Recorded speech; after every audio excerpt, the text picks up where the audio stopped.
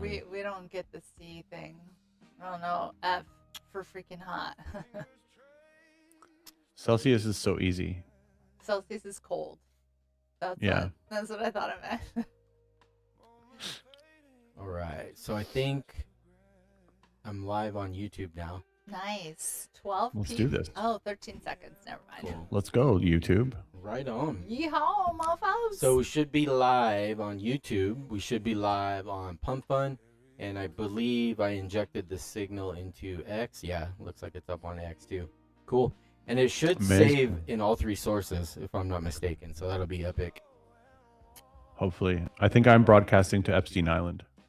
Oh, shoot. Is it still there? Yeah. Is it? Yeah. It's the island's still there. The pedophile's gone, but the island's still there. So now it just has a It's up history. for sale.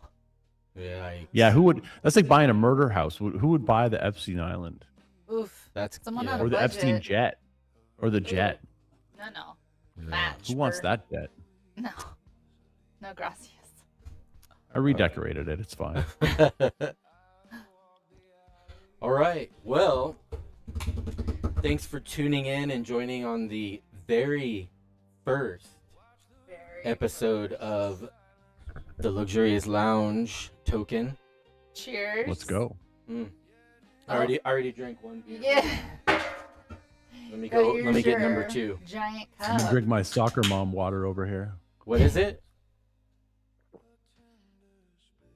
Soccer What? mom water. Oh, It's a soccer Stanley mom. cup. Oh, you bent, huh? The Stanley trend. That's right. I have my giant cup of I'm the fucking boss. Now I I like have my that. crypto millionaire. Future crypto millionaire right here. Damn right. I like that. Yeah, manifest it. Well, I have a Brad, joke welcome. about that where I'm like, if a girl can be a witch, then I can be a crypto billionaire. That's It right. That's should all be the same absolutely thing. right. Mine's more attainable. What I like to say is we're what is it? We're pre-rich. You know. Rich Yeah, Junior. we're just pre-rich on our gains. We're living the lifestyle. We just can't pay for it. Exactly. Right? So, Brad, how do you say your last name? Is it Gosse or Goth? Just goss Goss. It rhymes with sauce. sauce. Okay. Goss sauce. Okay. Brad is the Yeah. new Chad. Brad is the new Chad. That's right. Yeah, I do like the Chad name. Yeah. You need a shirt. We need to make you a shirt. Yeah. Brad is the new All my Chad. life, I've only met one black Brad. They've all been white. A black A black Except for one. Brad. Wow, that's a unicorn. That's bougie. Oh. That That's is a Manhattan. unicorn. That's that's a unicorn. All right, so And he was for- working. He was working in a store, and he had a name tag. And I'm like, "Is that really I your forgot name, to or sit did you down. just put that on there?" He stole it from his white friend. So for anybody, everybody that tunes in after the fact, my name is David. I am the host of the Luxurious Lounge, and this is the sexiest co-host in all of the spaces. It doesn't matter if it's Web3 or what, but Jesse, Welcome. Thank Jesse you. G from Hot or Not. I said welcome. Welcome. I'm used to being in charge.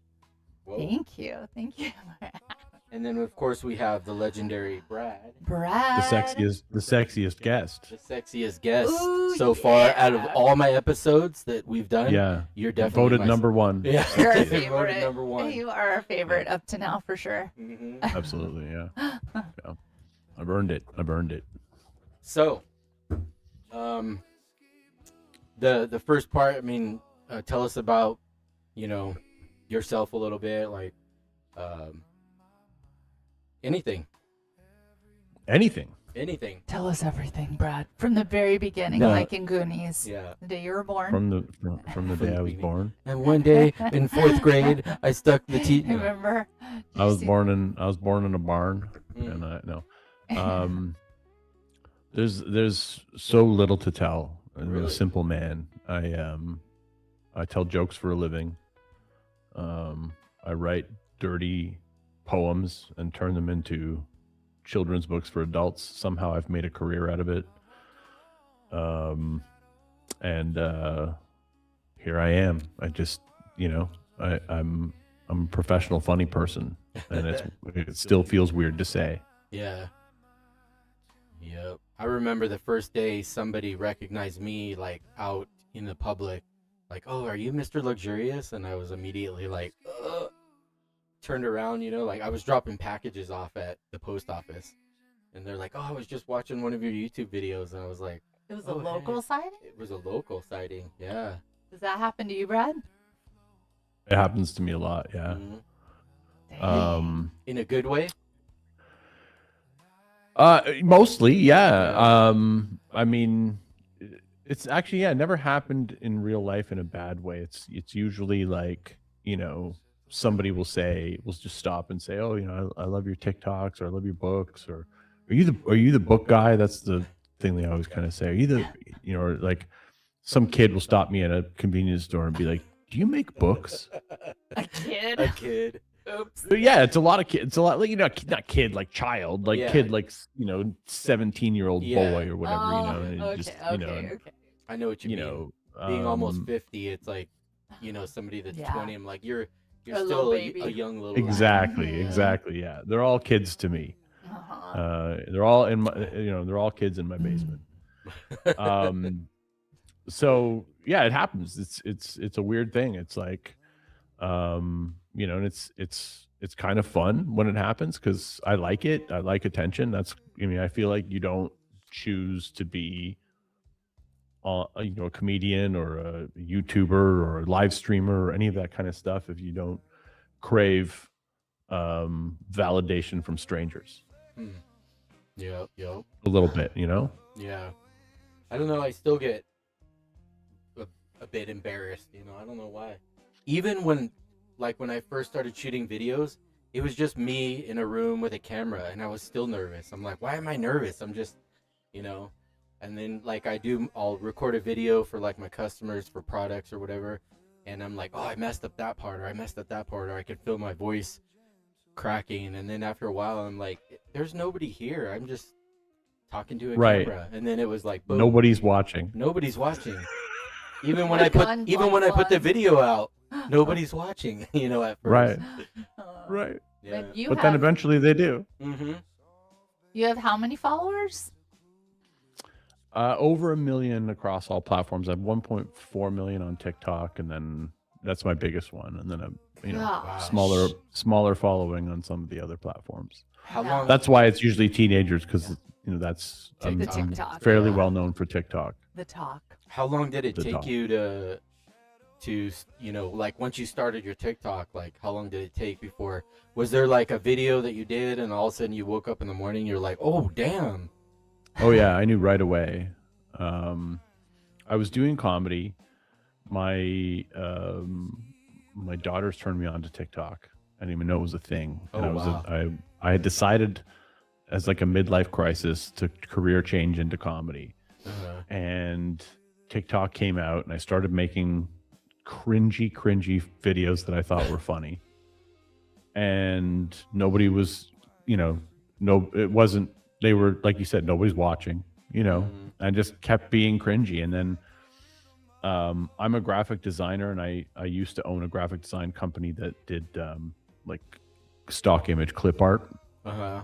And so one day I made a book cover for a children's book as a joke called Why Daddy Hits Mommy. And it was, like a domestic abuse cartoon scene on the front, said, Kid's Guide to Understanding Alcoholism. And I posted on TikTok. I'm like, I've been trying to get a children's book deal, but the publisher keeps rejecting my books. Why do you think they rejected this? And I show them the cover. and it goes viral, like million views overnight. And all the comments are the same. Read it to us. Yeah. And I just made the cover. I never made the book. I'm like, I didn't think it was like a pull of the slot machine. Is this going to be funny? Is this going to be funny? Is this going to be funny? Yeah. And it resonated. And I'm like, okay, there's something here. So I wrote the book, and and I knew enough about self-publishing that I knew I could put it up on Amazon, and the next time I show it to the audience, it could be a thing. Yeah. So I made it a thing, and it sold. It didn't sell like crazy, but it sold a few copies. And I was like, okay, there's something here. I'm going to do this again. And, you know, my friend Mark Lyford, he and I talk a lot, and he was on a call with me early on after the first couple books. And he was like, do this 100 times. He's like, that needs to be your plan. Do it 100 times. And he was right, you know, and I was like, yeah. And he's like, you're going to figure something out along the way. And then book number 121 was my best-selling book. It outsold every single book before it and after it, and made me a killing and changed my trajectory. It took me years to get to. I know, and so that's 2 a month I was doing. So it took me it took me 4 years to get to that, or 3 years to get to that book. Oh, jeez. And then, but they were all selling. Like, they were all. I was doing okay. I was chugging along. I was making a, I was making a salary, a reasonable full-time wage. Yeah. And then that book came along, and then I was making, a pediatrician's salary, and it was like, oh, everything's changed, Yeah. And so it just kind of changed the trajectory of things quickly. And then after that, several other books were big hits. And what was great about it was that because it was book 121 that outsold everything else, it's like discovering a band, but that band is like 18 albums deep. Yeah. You just found out that they existed today. And that's what happened, right? They're like, oh my God, this guy has 120 other books, and people just bought like all of the whole set, the back catalogs, so right? So it was like killing me. What is book 121? Mike Hunt Smells Like Fish. Okay. Yeah, Mike Hunt. Okay, so I have to ask, what was your first book? Do you remember? It was the Why Daddy Hits Mommy. Oh, that's right. Yeah. Why Daddy Hits Mommy. Okay. Yeah, and then I even did one right before the COVID lockdown happened.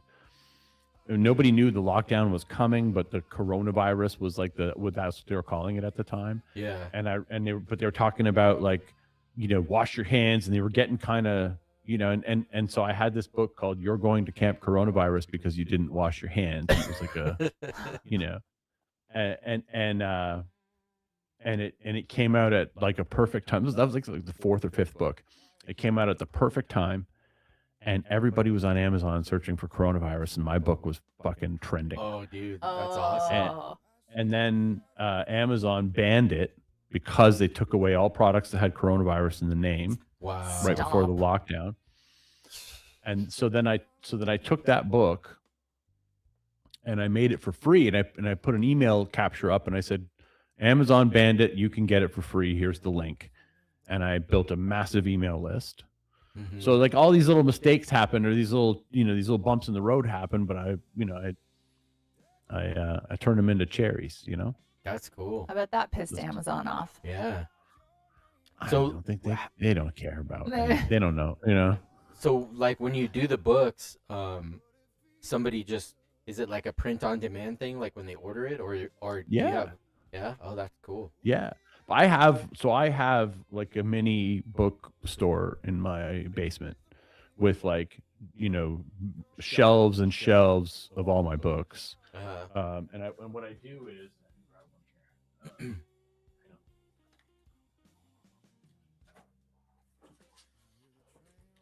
so what I do is I bag them up like comic books, right? When I autograph them. So if you buy them on Amazon, you don't get them like this. But if you buy them from me, you get them like this. You get them autographed, and then they come with like a bag and a backboard, like a comic. And we throw in like stickers and stuff or whatever. So I have I have at least a couple of each book here. So I have thousands of books on hand in my basement so I do have stock here, but 98%, maybe 95% of all my books are sold directly from Amazon. If you're in Australia, you order it and it prints at the warehouse near your house, and it ships to you from that warehouse. So they have a book printer in every warehouse. And if you sell books on Amazon, you don't have to pay to list them. You don't have to pay for inventory. You don't have to stock the Wow. warehouses. They just print them on demand and ship them out. That's a it costs nothing to do it, you know? Maybe we Wow. should start book writing. Yeah. Golly. Definitely need to write about Normie. Yeah. Well, say there was no internet. We talk about this often Yeah. with the shop. Say there was no internet, no social media, no anything. You stripped down to just clubs. Would that terrify you or that excite you? Were you ever Terrified. I'd be terrified of that. Did I make you ever most do of my stand- I make most of my money off social media and my books and my Yeah. following.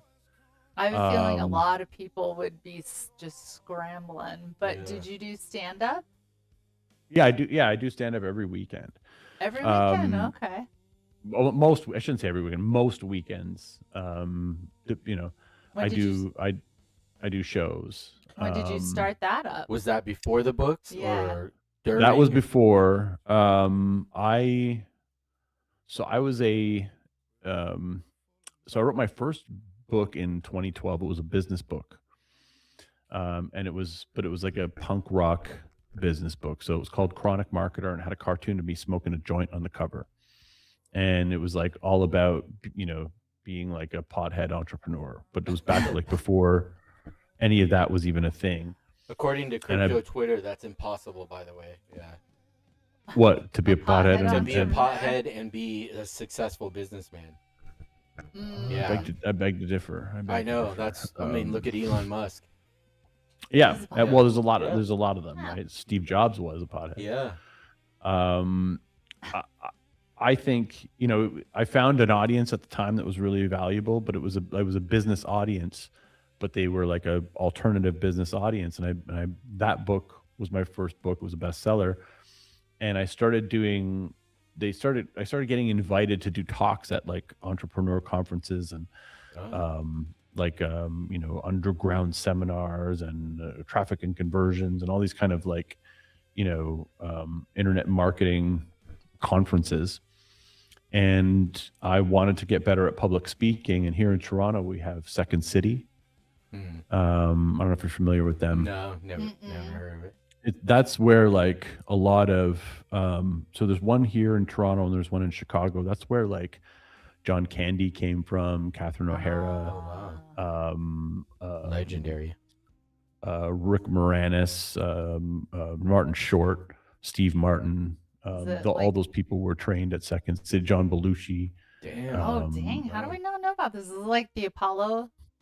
Yeah. Okay.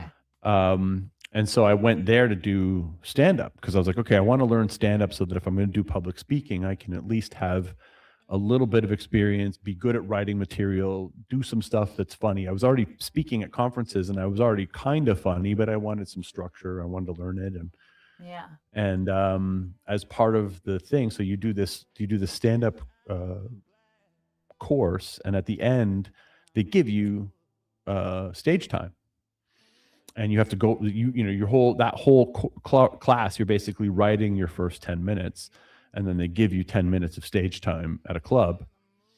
And you know, you either go bomb horribly or you discover this is what you always wanted to do. And Yeah. I discovered it's what I always wanted to do. Dang. 10 And, minutes is a long time. That would terrify Yeah. me. I don't like Yeah. speaking in front of tons of people. He was already Oh, used to it. I can imagine. I would that. I'd rather speak to a whole bunch of people. I'd rather speak to the whole room Uh-huh. than 4 people in the room. Why is that? I don't know Okay. why. Huh. I've read about that. I forgot what it's called, but it's you're more- Narcissism, that's what it's called. Narcissism. That's probably why I read about it, because I was married to one. Hey, that sounds I was familiar. I was the kid that, you know, in school when they had to do their book report, I would just not show up that day, or I would Oh, just, really? I would just turn in my papers and like, here, I don't want. Yeah. Dang, Oh, I so hated sad. talking in front of the class. Dang, Yeah. now look at you. I know. Now look at me. What I'm like, what changed? Like, what do you think flipped in your mind that made you? I think it was had to be you know, in the lounge when I was shooting videos, like pre-recording them and putting them out, and after a certain Mhm. period of time, I remember somebody I don't know who it was, but they were talking about like, just imagine that everybody in the audience is naked, you know, and you're just like they're the idiots and I can do whatever I want. And then it was just like, boom, I started making videos. I didn't even care about editing anymore. I was like, well, if I made a mistake, nobody's going to know it, just me. And Yeah. then Right. it just kind of just started flowing. I got people that watch my YouTube stuff that don't even have beards. They like the vibe and they tune in to, It's you know, entertaining. hear my voice or They talk wish about they had a beard.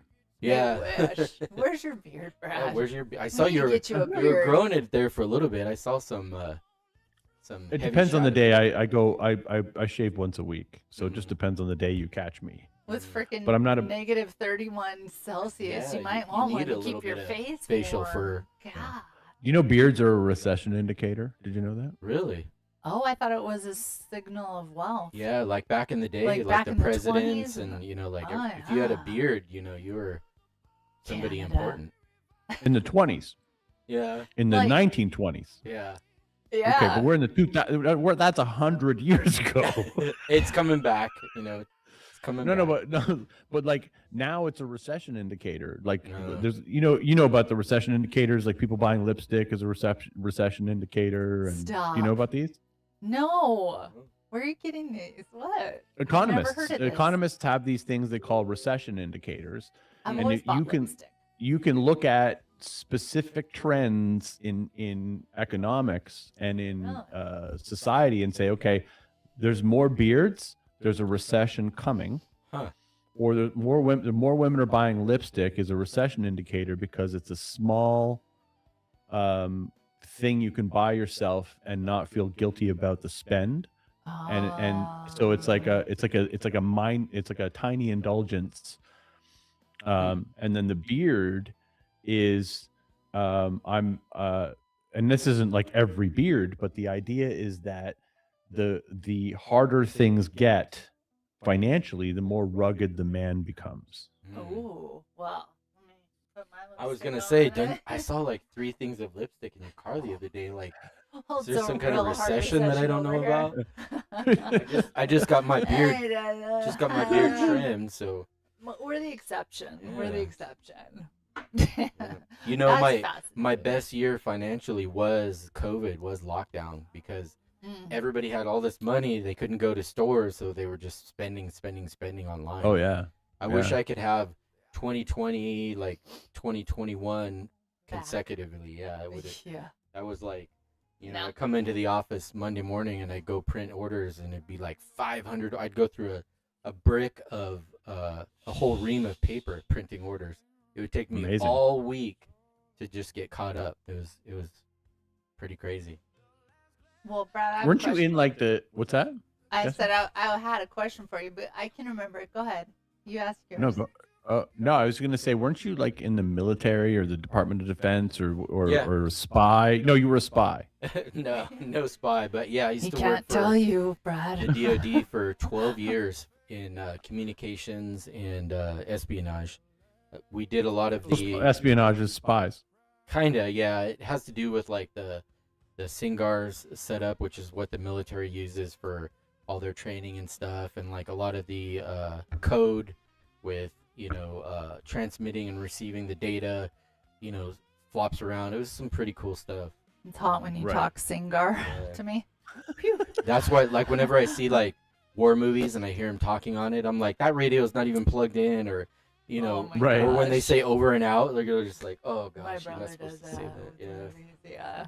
But yeah, I used to- Singar sounds like a weird string instrument from Mm. like some Middle Eastern country. yeah, He it's- plays the Singar really well. It's Yeah. like, wow, it's a really small radio that the Humvees, and it's how they communicate from like the fob out into the field, and it has like rotating code so nobody can hack it. It's right. a pretty awesome setup.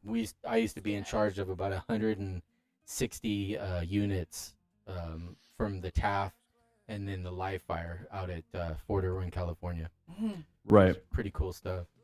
I like it. Yeah. Sorry. All right. Well, let's see. We got Well, our. I was gonna ask, oh, yeah, Brad, go for it. when all is said and done, and you're not a comedian, when you're not writing a book, who are you at home? Do you still carry that vibe, or does it ever turn off and you're just Dad, or you're just Brad? Do they call you I'm, Papa? I'm always weird. Yeah. Okay. I'm always You're always on, huh? a bit I wouldn't say on, like, because I learned for me that being a comedian doesn't have to be a different version of me. It just has to be, it is a different version, but it's not like somebody that I have to bring energy to. I figured out that he's me amplified. Mm. Uh, So you're it- always like funny. In like the me underlayer. being a bigger asshole than I want, like me being the asshole that I want to be, or me being this, like, it's easy to be this person because he's me, deep down. Right. Okay. Okay. Fair enough. So I'm him, just a lighter version of him at home. Okay. How does your family take that? They like it? Yeah, they like it. Yeah. Yeah. I'm the guy, like, my daughters have a problem at school. I'm the guy they have call, call Brad, um, like, I'm, I let them drive my car, and, like, just, like, I can imagine you easy. lighten the mood. Yeah. Yeah, I let them get in trouble too. Like, I'm always like, do some bad shit. Like, Yeah. Live your life while you can. Yeah, You only exactly. get one. So, and of course, the more you want them to do bad shit, the less they want to do it. Yeah. Exactly. It's that reverse That's the psychology. hack. Uh-huh. Yep. That's a teenager hack right there. Mm-hmm. Yeah, like you leave the house, you're like, all right, so when you guys have a party, make sure to clean up everything, and, and then they're like, that kind of takes the The fun beer's out in of the it. basement, Yeah. whatever. Just make sure to clean it all up. When and you they're rob like, the Yeah. bank, never mind. wipe off your fingerprints. Exactly. Yeah, exactly. It's all about don't get caught. Yeah. Uh-huh. So No. have you seen the? I'm sure you've seen the show Hot Ones, right? Where they're Yeah. eating hot wings. So we kind of got some questions here that are based. Not we're not going to be eating hot wings, of course, but like it'll be like level 1, level 2, level 3, all the way down Okay. to the final dip. Okay. So I'm gonna start off first with just some simple one. What's something about you that your audience would genuinely find surprising? Oh, secret. Like Okay. you raise goats or something. I don't know. You got goats? I have been a vegan for 30 years. Sorry. Wow. 30? Excuse me? Yeah, And what- 30 plus years, 35 years. Okay. This Wow. is where I shine. I'm a carnivore. Let me. I'm on the carnivore you are. diet. I know Eat you are. all the meats. Yeah. I know you are. I am a. I'm not, but I'm not like anti-meat. I'm not like one of those vegans. I don't even like to. That's why nobody knows, because I don't like to say it, because it Yeah. sounds so bad just saying it. But I'm not one of those. Like, I'll go to the steakhouse with you and have a baked potato and not complain. You know what I mean? Yeah, that's how I was too. But people were so like dismissive, and like, especially when I became single, started dating, they were like, well, I can't take you out. What would you eat? I was like, what the fuck? I've been eating this whole time. 5 I'll be years. fine. Yeah. Mhm. I'll Don't be worry about me. fine. I'm better looking than, and it like physically, I felt so good. Why did you start veganism? Was it health? Mine was no. health.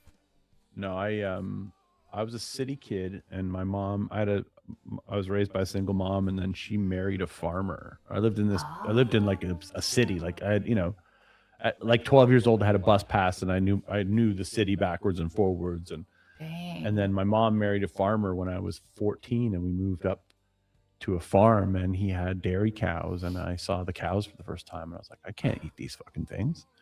And then Dude. and then I just stopped eating meat, like at 14, and then I was vegetarian for a while, and then became vegan when I was like 19 or 18, and ever since I'm 52 now. I've been vegan my whole life, basically. Have you tried like a little dabble into meat, like shrimp or chicken, and then gone back? I have.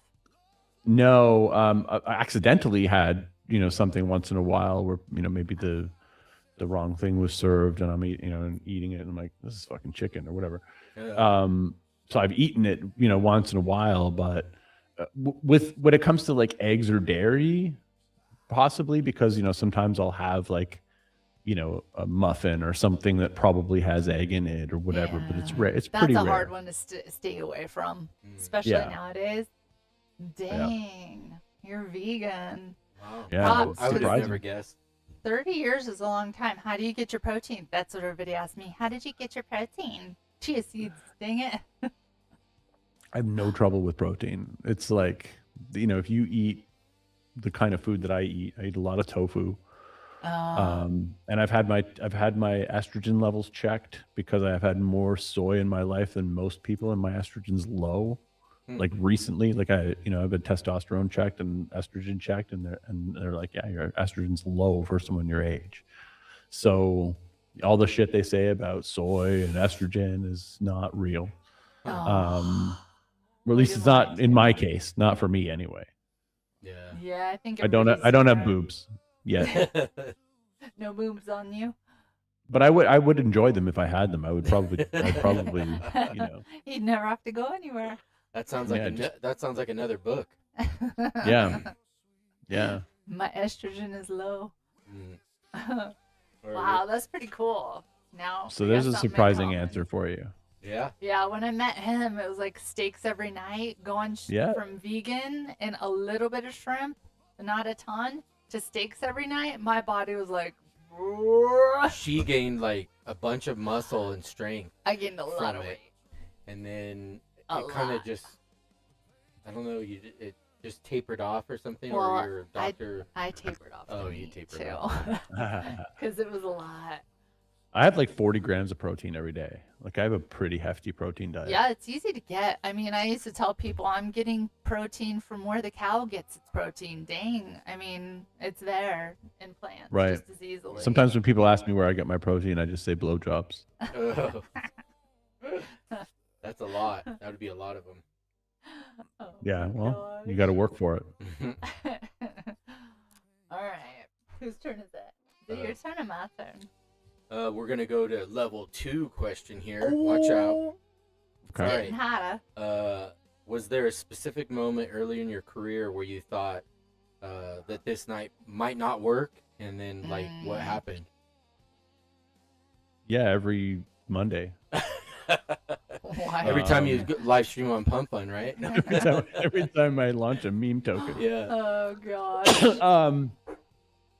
Yeah, lots of times. But I have nothing to fall back on. I don't have I'm a high school dropout, or I'm an education. I don't have this is it. There's no plan B. You have graphic design. Yeah. That's not a plan B.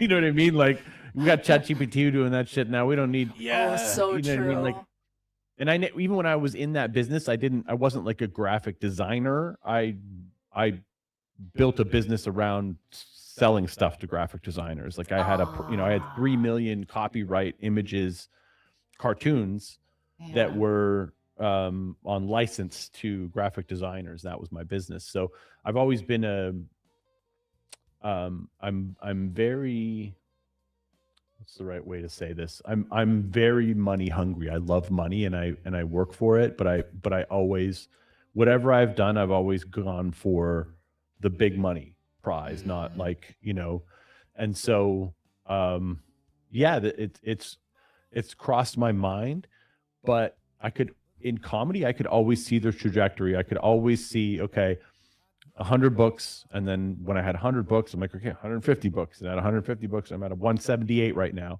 and to me, like once I had that big one, like, Mike Hunt struck gold for me, made me a lot of money, changed everything. And that was, it's like that first crypto win where it's like, oh shit, I made a ton, like now I'm hooked on this, right? Yeah. So I just became hooked on writing books, and so early on, before that happened, I had a few of those moments for sure, but I know that if I've changed careers and I've reinvented myself like 3 or 4 times as an entrepreneur. I've been an entrepreneur since 24. I have not done anything else.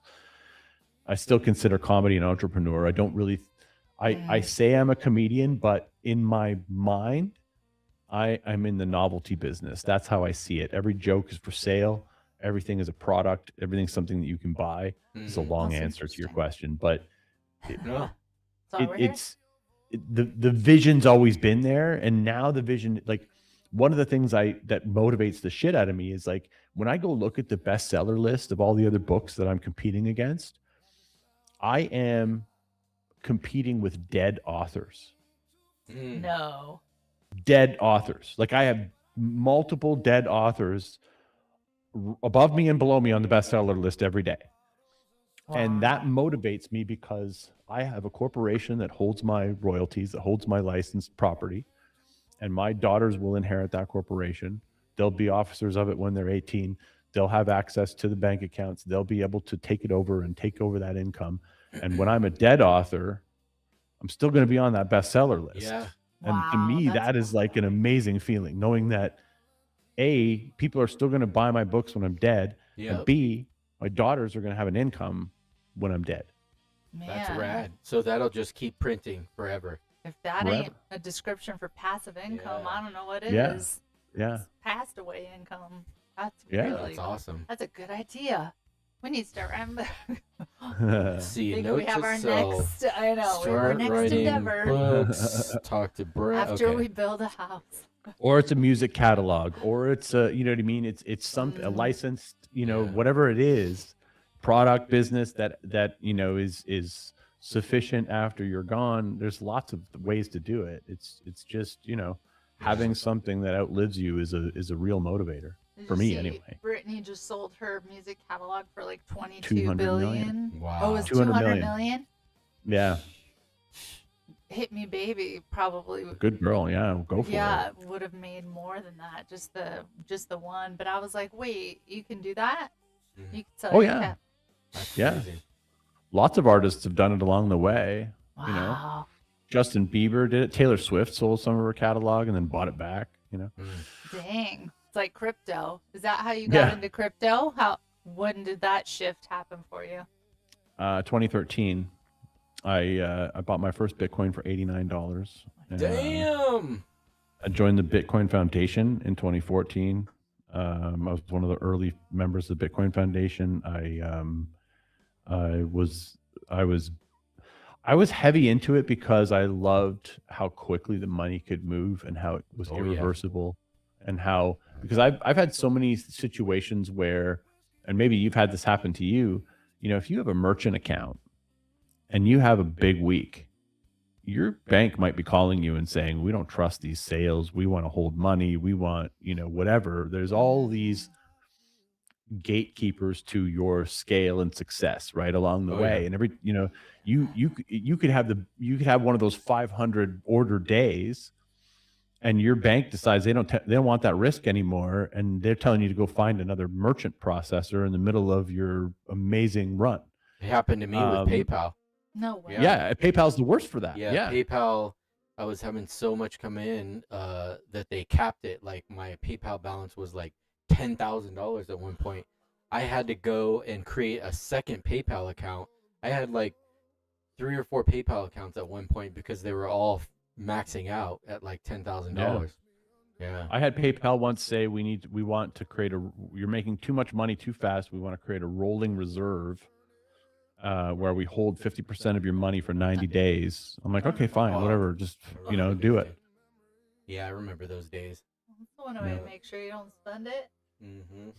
So that's why I liked crypto, because I was like, this is untethered access to success. And if I do something amazing and I make a whole bunch of money, nobody's going to stop that flow. I'm not going to get up in the morning and find out, somebody else decided they didn't like that revenue source. Yeah. Wow. Yep. So, especially if that's where I'm getting my protein. So 2013. Wow. Yeah.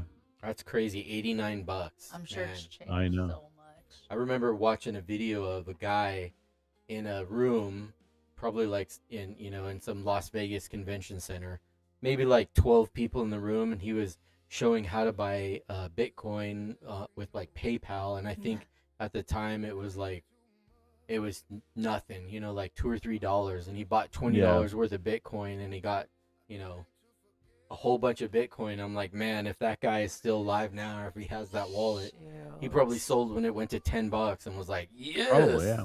Yeah. Trying to think about Everybody. I mean, I sold a lot of it at $200. I bought, and then I bought at 128, and then I sold at like 800, and then, like I've bought and sold it at some dumb numbers along the way. Because you don't know, right? You never know.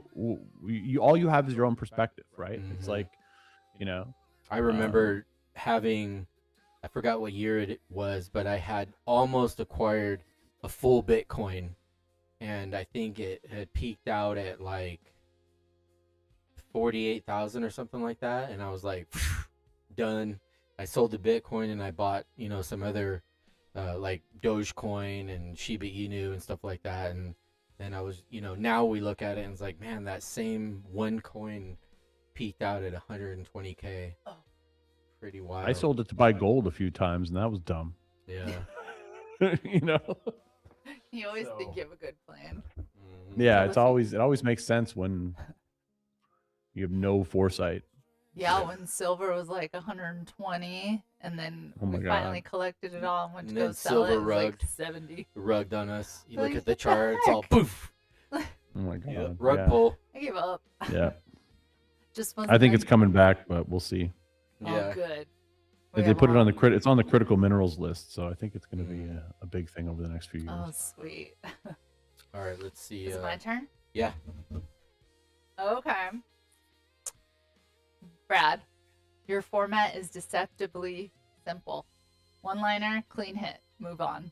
How many drafts does a typical joke go through before it becomes Brad Gosse ready?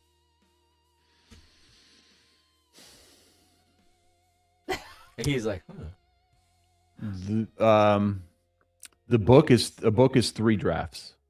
Oh, okay. It's an initial poem given to the artist. The artist returns the artwork. I lay it out and I rewrite it in that as I'm doing it. I kind of make edits as I'm laying out the book. So that's the second iteration. And then I do a third round. And part of it is just counting syllables and making sure that they follow a pattern and that they roll off well. I read them multiple times, and I sometimes change words just based on the fact that word's going to be hard to say, or whatever. So it's mentally words, edited words, and then spoken out loud multiple times in the third revision round. Club jokes never stop being rewritten. They're being rewritten every single time I do them, and really, and they by the time they make it to the end, I've probably told them 120 times, and then I just retire the joke. Yeah. So is your book comedy? Does it kind of align with how you do your club comedy? Sometimes I read books on stage because the audience recognizes me for that. So I've done stand up for like 40 minutes and then pulled out a book, and the audience is like, "That's who you are," and like they lose it when when the book finally comes out. So there's kind of that I have to pull them out. Yeah. But I sometimes do stand up with no books at all. But the comedy is very different to the. I wouldn't say it's different. The books are shocking. The comedy's shocking as well. It's dark humor. It's awkward observations that might make you think I'm fucking weird.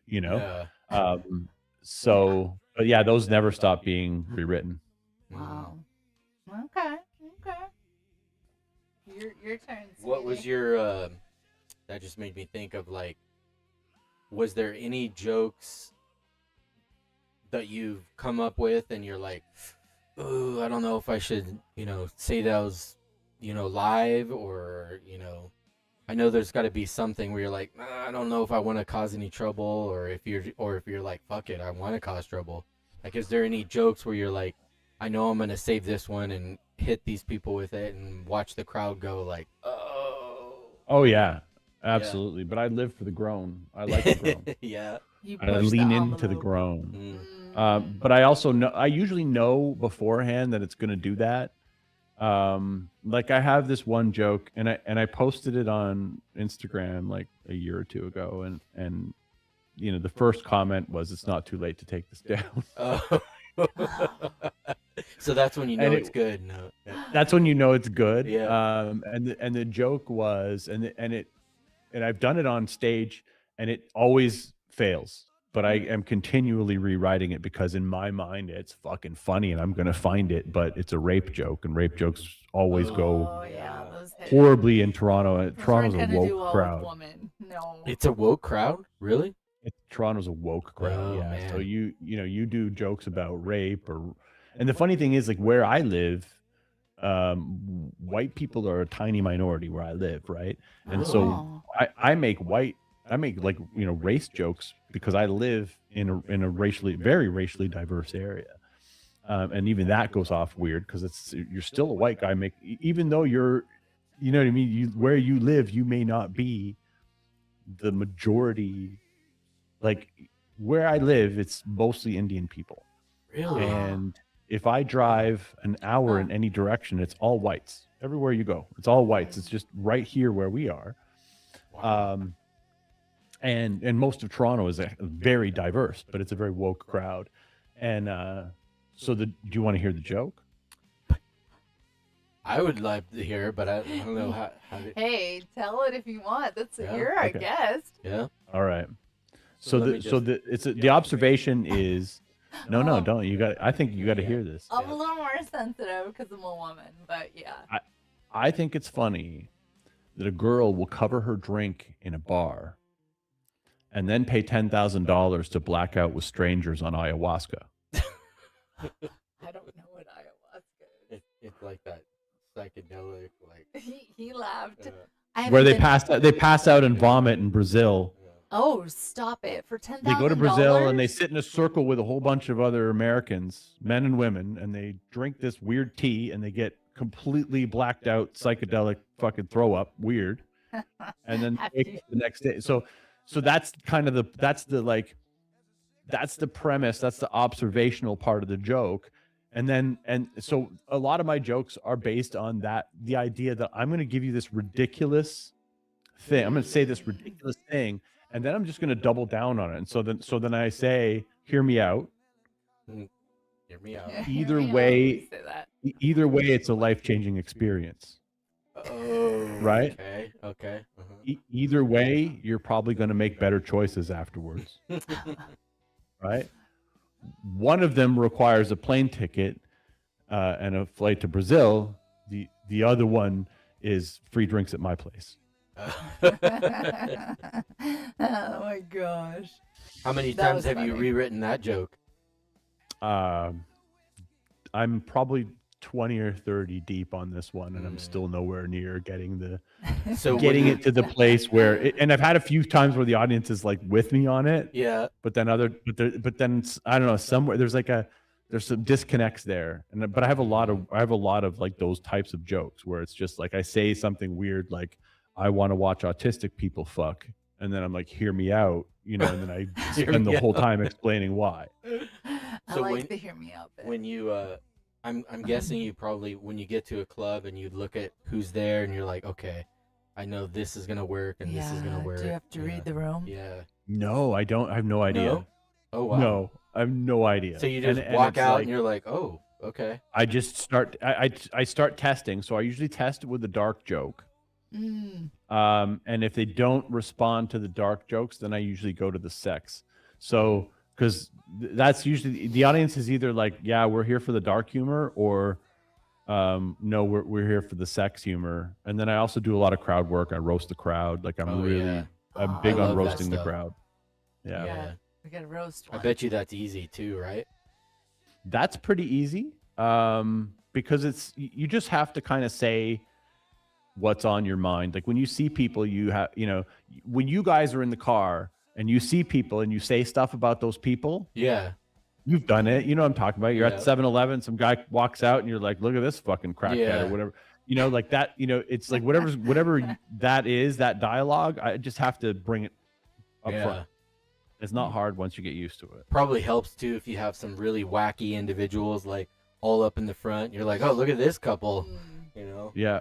Oh yeah. And you just have to like, sometimes you just got to ask them. Like sometimes it's just the crowd work is like, it's more planned than it looks. A lot of the questions are planned questions. They're done in a way where the question's funny, so that no matter what the answer is, it's already funny. Yeah. You know, it's done in a way that it looks conversational, but a lot more of it's planned than you realize. What about like how do you deal with hecklers? I had a guy kicked out of a club recently because he picked a fight with me from the front row. Was he drunk? No, he was No? stone cold sober. He just Dude. he did not like what I said to his girlfriend. Oh. You And gotta- he Oh, what did you say to his girlfriend? No, Now we gotta tell know. us. one of my openers that I have been doing for years because it just continues to work extremely well because I've been told it's because I'm old, is I walk out on the stage and I smash past the front row. I go, you know, smash, pass, smash. You know. Yeah. And I got to his, I passed on him and I smashed his girlfriend. Mm-hmm. And he was like, you need to take that back. And I was like, did you want me to smash you? And then he Yeah. got more mad. And then he's like, you know, no, you need to take that back. And then he was like, I'm not afraid to go to jail. I've been charged before. I'm not Oh, afraid to be wow. charged again. And I was like, can we get this guy the fuck out of here? He's sucking the funny out of the room. They kicked him out. And usually a heckler is easily shut down. You have a bit of a conversation with them. And they're easily embarrassed, right? Because they're usually, the heckler is almost, for me anyway, there's almost always a super fan. It's almost always somebody who wants me to know they're my biggest fan. They came just for me. Even if I'm opening, they're like, I came just for you. I'm like, I'm opening. I'm doing fucking 7 minutes and I'm going home. Like, you know, well, I came just for you. Okay, shut up. At some point, you just have to say, okay, stop talking. Or, okay, shut up. Or, why don't you slide in my DMs later? Or some other like closing shutdown. And then if they don't get the hint, then you say to them, look, then, you know, the next level in the pyramid is where I have you kicked out of the club. So you could keep talking or you let me finish my show. And then the audience claps and they usually shut up. Nice. Well, I was gonna ask you, have you ever heard of dry bar comedy? Yeah. Okay, so I'm very, very Christian, very strict home, very monitored, and you know, we didn't watch rated R movies. Heck, Okay. PG-13 was like risque, especially back in the 90s. So that's what I came from, and so dry bar comedy is kind of just like, I get it. Like the little kid in me is like, oh my gosh, that's freaking hilarious, and they don't cuss, you can't go there. So would you ever have any material, or would you like find a way? Say dry bar comedy is like, Brad, we love you, we love your vibe. Can you clean it up and go on? Would you do it? Or would it go? I was gonna say, would you? No, I don't. I've been asked to work clean before, and it one of the reasons I chose comedy is because I don't have a filter, and I'm unable to. It wouldn't be you. I can't separate, like mentally. To me, I don't know, something broke in me in childhood, and there's a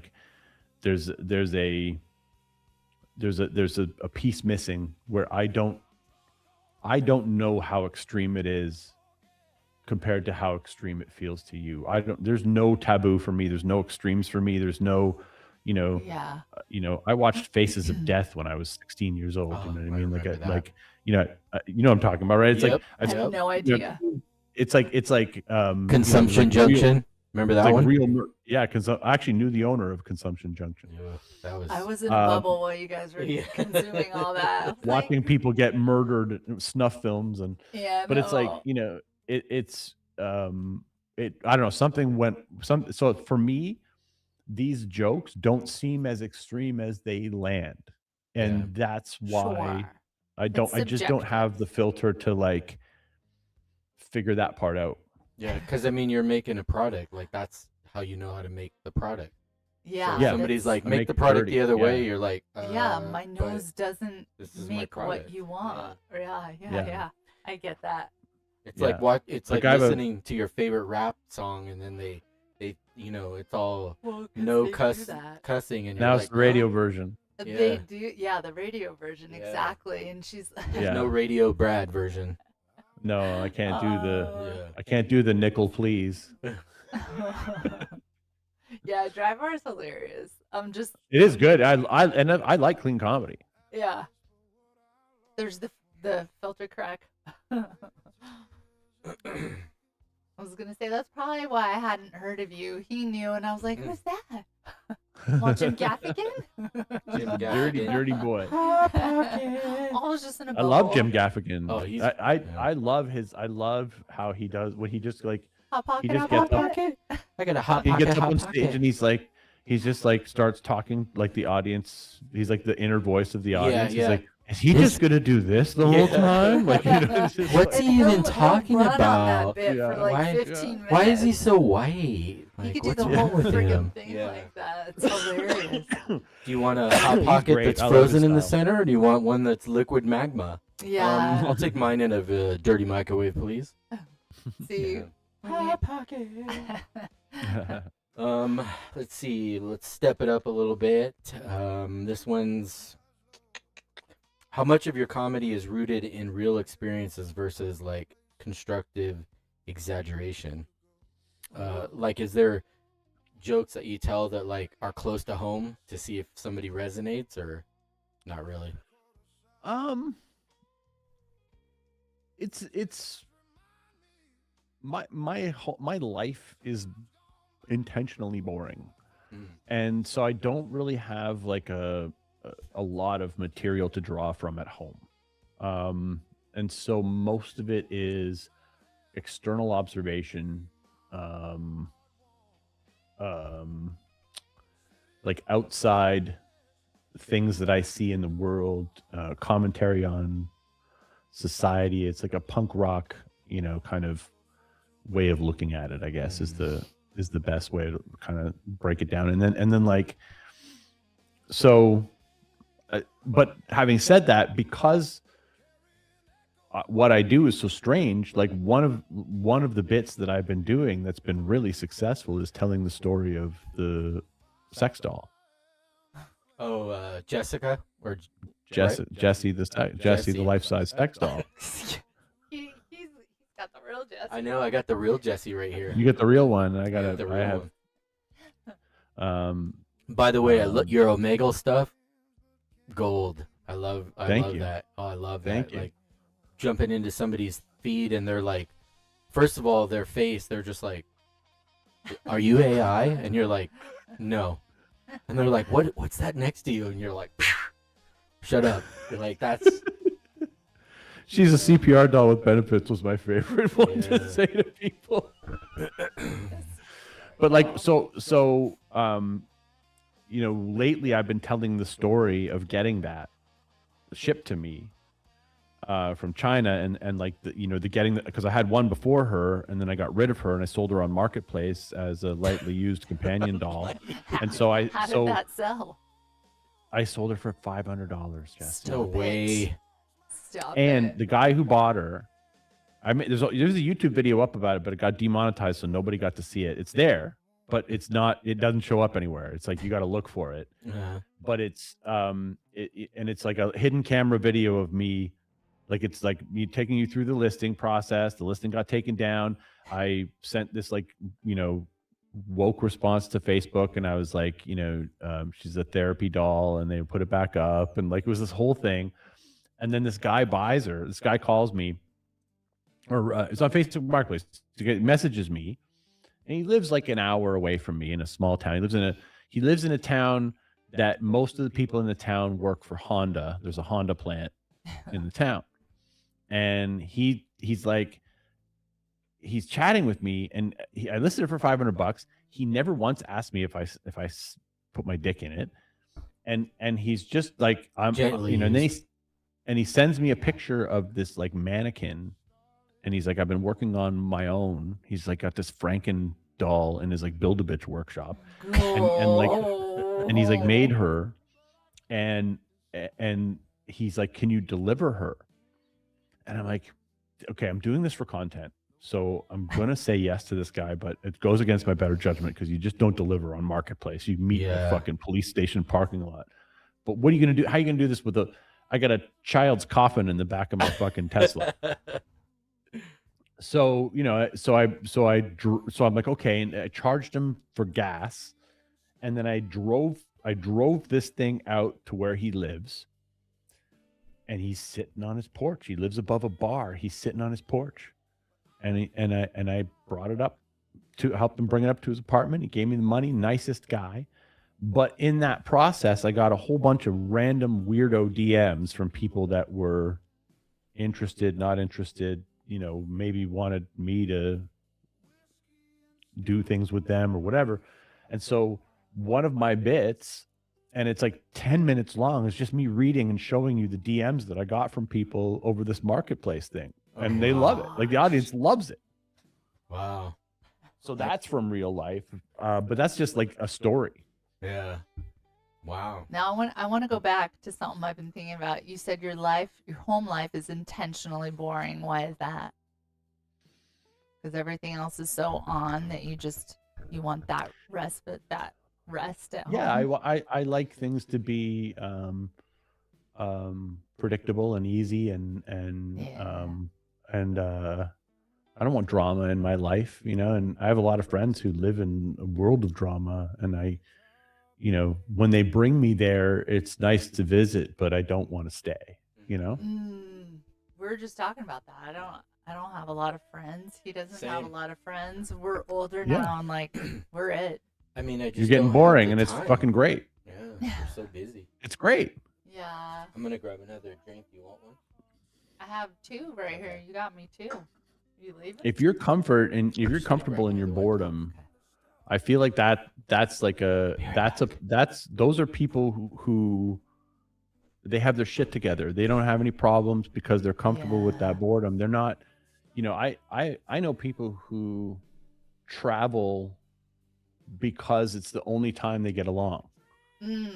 Like a couple that only gets along when they're traveling, or only gets along, the weeks before and after the vacation and during the vacation, but then in between they're, so I think that the people who can lean into the boredom and limited friend groups or whatever, and don't need to go out every night and be in the, whatever, that's a layer of happiness that not everybody can achieve.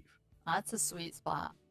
We're there, and we have so much shit going on here that when we get home, we just want to watch the most mundane show of like somebody building a little bungalow or something. Or like, I don't want to be entertained when I get home. I want to be bored.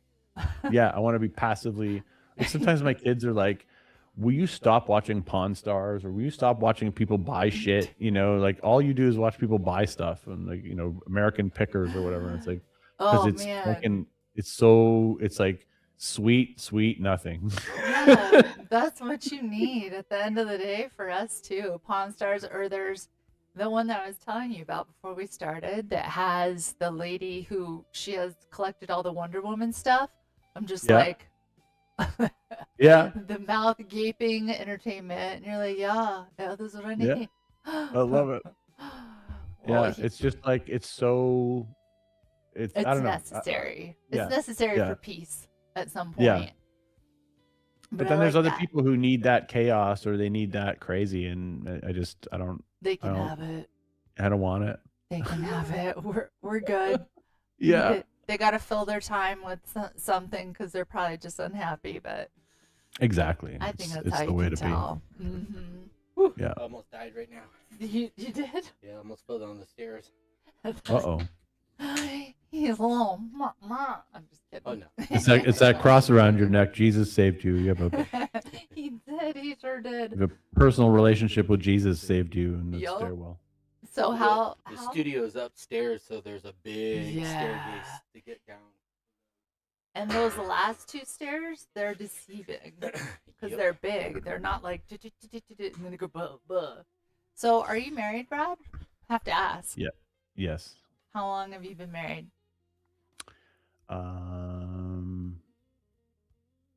3 years. 3. Okay. Yep. And how'd you meet? High school, believe it or not. No way. All Yeah. right. You circle back. Yeah. Yeah. That's awesome. I get it. Why you want the peaceful existence, the boring Yeah. at this point. That's what I asked him. Mhm. All right, let's see. How we long got. do we have him for? Yeah, do you have a? As long as you want. Okay, cool. I don't have a heart out. Yeah. Got nowhere to be.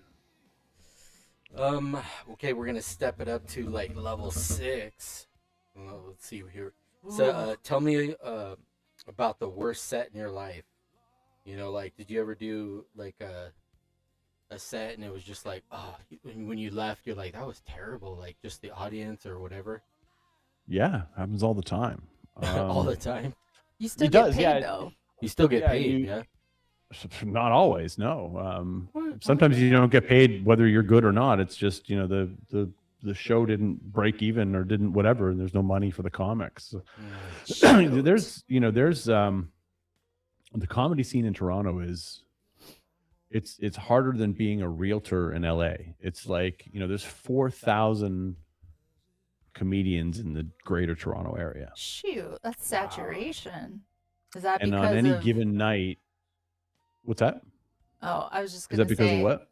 because of it being so friggin' cold there. Everybody's I- like, fuck I- it, I'm gonna be a There's comedian. nothing else to. Yeah. We've always had a comedy scene. That's why we have so many, Mike Myers, all these comedians that have come out of Toronto, are, like Howie Mandel. All these people were Toronto natives, Wow. Like Tennessee Um, for country singers. That's yeah, that's we where have you- kind of that scene, and it's always been here. It's been here since the 70s. But we have there's a lot of clubs, quote unquote clubs, because there's a lot of basements. So, you're not going to have a lot of basements in Florida, but you're going to have every bar has a basement here. And anybody can, like, there's so many bars in Toronto. I could walk into a bar in Toronto that doesn't have their basement utilized and say, hey, partner with me. I'll open a comedy club in your basement. We'll call it, the whatever comedy club, the luxurious, Downstairs. underground, Yeah. lounge or whatever. And, you'll get all the drink sales. I'll pay you a little rent and I can charge whatever I want for the tickets downstairs. Yeah. And they'd be like, okay, and that's how most comedy clubs start in Toronto. And a lot of them do very well and a lot of them fail. But on any given night, there are certain clubs you will go to and there'll be, 30 people waiting for a spot or 10 people waiting Shoot. for a standby spot. And it's, it's like the emergency room, right? They're not going to choose you based on first come, first serve. They're going to choose you based on priority. And so the bigger comics will trump you if you're smaller and you're, unknown, or you're hoping to get that couple minutes or 30 seconds or whatever you want up there. Yeah, it's a tough crowd. It's a tough scene. So sometimes you bomb, and sometimes you bomb because, like, a lot of shows, there's 6 people in the audience and 12 comedians. Oh, wow. Right. And so those comedians are all waiting their turn. And the only people the 6 people in the audience don't even know the rest of the audience is comics, because not every night sells out. Right. And so a lot of the time you're doing a show for a small, like sometimes it's like 500 seat sold out theater. And then other nights it's like, okay, there's 4 people. Should we cancel or should we do it? And we're like, fuck, let's do it. They paid, Wow. let's do it for the 4 people. And it's awful. That's like PumpFun. Yeah, it's like PumpFun in real life. When we do it for Right? the 3 people in here. In real life, Yeah. Well, right? thankfully you just come you out have and those you're like, book sales. Yeah. yeah, do you, exactly. Do you usually, I would imagine, like, after you do a great set afterwards, you're probably signing and selling books? I don't sell books. No, not at the because shows. I just decided that I didn't want the optics of sitting at a merch table at a show and nobody Yeah. buying the books and they all have to walk by me and give me that funeral smile, you know, that Oh, sure, Yeah. sure. like I don't, you know, so I just didn't want, like, it was easier from a I like to think that I'm not concerned with how I'm seen, but I'm very concerned with how I'm seen. And I don't want to position myself as this person who can't sell his books. Yeah. I don't want to be seen as someone who can't sell his books. And so I don't want those optics because I'm selling books on Amazon. So it's just easy for me to say, you can get them online. Yeah. That's the same reason why this guy doesn't want to go to the market. Yeah. Well, I mean, not that you wouldn't get sales, but it's like we're doing just fine online. Why would we go sit and like Yeah. for yeah. one or two like sales? I did got requested, almost begged to do like a little local Like farmers market setup.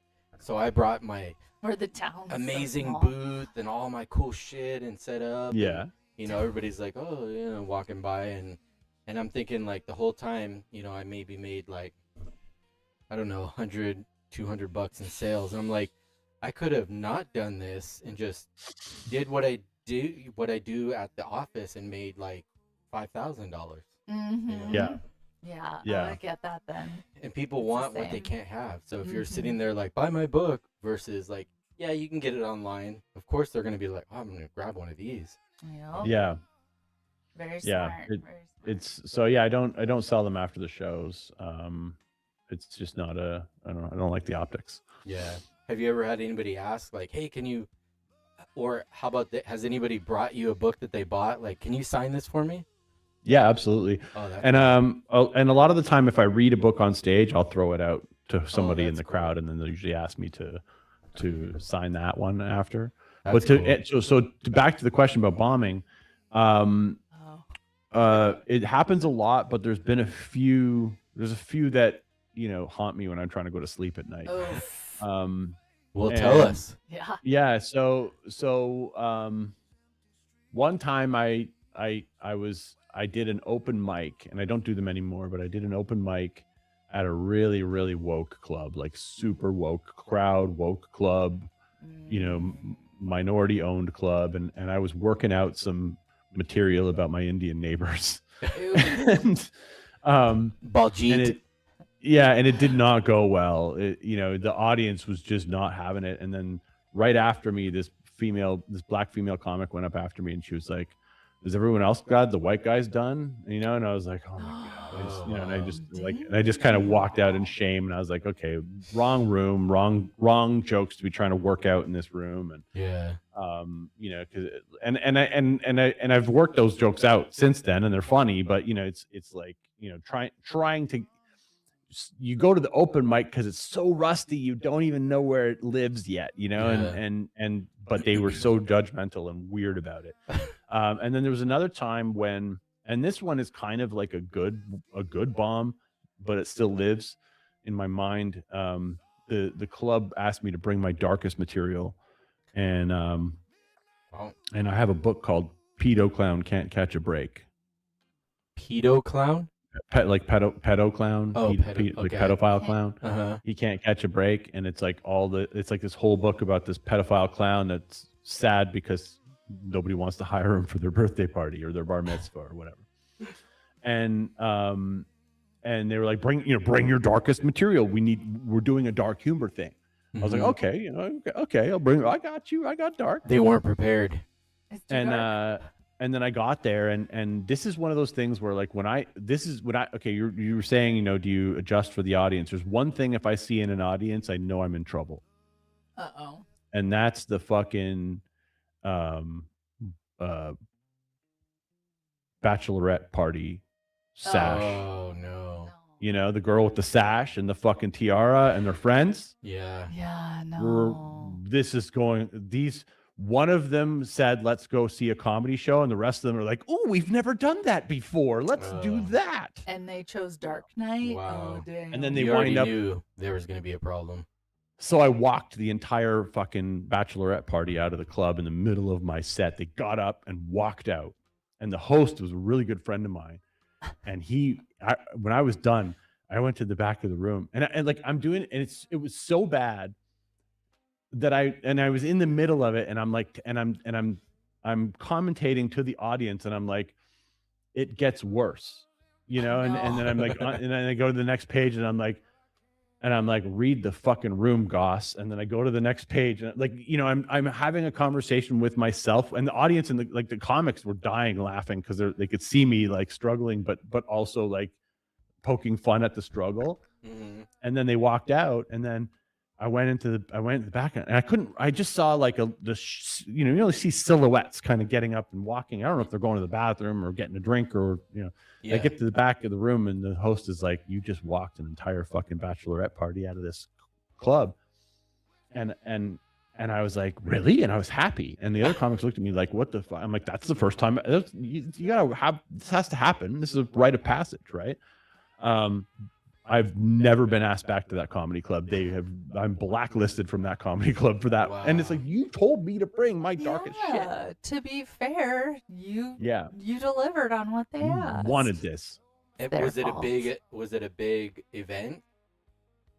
No, it was a small night. It was 30 people like or whatever. Half of the club left with that group. What did they mean? It was like 6 people dark? Left. What did they mean by dark? Yeah. Like exactly. And then they came back afterwards. They left and they came back.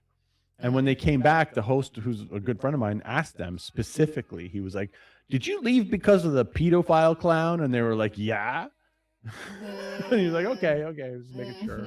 You can't go to a comedy club with feelings, you know. No, you can't. Yeah. You can't. Yeah. So, unless it's a clean bar comedy or dry bar comedy. Some of those nights, like, I drive home like after bombing, and I really question whether or not I should ever do it again. And then, you know, of course I get asked to do it again, and I'm like, oh, somebody still wants me to do this. And then I go and I kill, and I'm like, oh yeah, I'm meant to do this. And then I kill, 5, 6, 7 times in a row, and then I bomb somewhere, and then I'm like, should I be doing this? Like, that's the problem with stand-up. Like, if I write a book and it doesn't sell, I'm just on to the next one. I don't think twice about it. Yeah. Yeah, but it's not like you have to. It's out there. So if somebody orders it, cool. If they don't, cool. Exactly. Next. Yeah. But the in-person stuff is a little more personal. You feel it. Yeah, you feel it. It hurts more. Hurts that chip. The rejection is real. Yeah. Oh, here's a good one in going kind of circling to the being recognized. When people recognize you now, does it feel validating, or does it still feel kind of strange? And like, how has fame changed like the way you interact with people? It hasn't changed how I interact. Actually, that's not true. I shouldn't say that. It has changed how I interact with people. I have, how do I say this without sounding like a narcissist? I'm just going to say it. You just say I have the opposite of imposter syndrome. Since I was a child, I've always believed I was famous, and I've always believed there were people following me with cameras. Really? Dude. Wow. And I, to this day, don't feel like I get recognized enough. Fair enough. So it's like the opposite feeling. It's like, if I go to the mall and nobody stops me for a selfie, I'm annoyed. I'm like, what am I doing? Is my branding off? Am I doing something wrong? But then people will DM me and say, I saw you at Shoppers Drug Mart yesterday. And I'm like, say something. You didn't say hi, but I realized I'm 6'5". I'm a scary dude. Nobody wants to say hi to me. You know what I mean? Like, I'm scary. And I walk around with this like straight face and sunglasses on, and people are like, don't talk to him. He's fucking weird. So, I have this like, I want people to, I like it. Like, I like it, I like that attention for whatever reason. And so, but it has changed the way I deal with people. I've learned how to talk to people when they stop me to make sure. And I learned it from, I met an actor once, and I learned it from him. The way he talked to me, I was like, I'm going to do that when I'm famous. Yeah. Who is that, if you don't mind me asking? It was Tom Everett Scott. Oh, I know him. Okay. That thing you do, right? Yeah. Yeah. I met him in the Cayman Islands on vacation. I was like just at a pool bar, and he was sitting next to me, and I'm like, "Are you Tom Everett?" And, you know, and what was the other movie he was in? Dead Man on Campus or something, some weird movie like that. Anyway, I asked him if that was who he was. He said yes, and I was like, "Oh, cool." And I said something about one of his movies, and he was like, "What's your name?" And I said, "Brad." And he shook my hand. He says, "Really nice to meet you, Brad." And I thought, that's fucking cool. Like he could have just said thank you and that'd been it. So I try to do that every time. I try to ask people their name. Yeah. Tell them it's nice to meet. Say it back to them. Tell them it's nice to meet them. Yes. Say their name back to them. I know that yeah. registers a lot. Yeah. Ask them their name. And it's a small thing, but it's an easy thing to do. So I try to be like kind to them in that moment, but also not try to guess what they want from me or have any, expectation of what that interaction is going to be like. And a lot of those interactions happen on Omegle. They don't happen in person. They happen on Omegle where people recognize me and they have an easier time having a conversation with me there than they would, at the grocery store or the post office. I remember somebody saying that about like if you're at a restaurant or something and your waiter comes up to like look at their name, and then when they take your order or you talk to them and you're like, "Hey, thanks a lot, Steve," and like they'll immediately go, "Whoa," like they'll remember that if you say their own name back to them. It's nice to feel recognized no matter what, It's awkward because I know my name, but I don't know your name. Mm-hmm. And so the conversation feels weird if I don't find out your name. Yeah. It's true. That's true. That's cool. But I'll tell you one thing that, and this is a weird thing, but the best times it happens is when I'm like with my dad, or something like that. Because now it's like my dad gets to see, because he doesn't understand that internet stuff, you know what I mean? So it's like he gets to see that his son is somewhat recognizable. That's sweet. That's cool. Yeah, that's cool. I've seen that with my own sons, we're with whatever, my social media or whatever, and they're like, they'll look in and they're like, "John Cena's following you?" I'm like, "Yeah." They're like, "Oh, like that's cool," like, I'm like, yeah. We're all just, regular dudes. Yeah. Yeah, it's pretty cool.